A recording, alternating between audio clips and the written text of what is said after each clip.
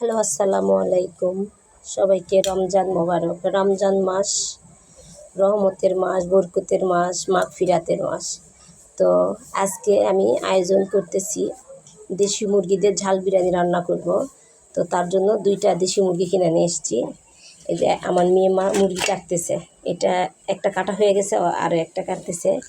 আর দেশি মুরগির চামড়ি তো আমি পছন্দ করি, আপনারা সবাই জানেন। এই যে মুরগির চামড়ি এখানে রাখছি, এগুলো পরিষ্কার করে রাখবো, পরে ভুনা খাওয়া হবে।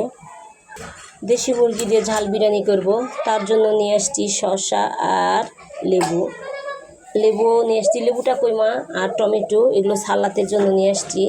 এই যে লেবু নিয়ে আসছি, এরপরে কাঁচামরিচ নিয়ে আসছি, এরপরে ধনিয়া পাতা বাজার করে নিয়ে আসছি।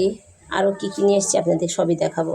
আরও নিয়ে আসছি এই যে কলা, দেখেন ব্যাঙ্গিটা দেখতে কত সুন্দর লাগতেছে না? অনেক সুন্দর, খেপের মতো লাগছে বলে আমার মেয়ে বলে। রান্নাঘর ছোট তো তার জন্য।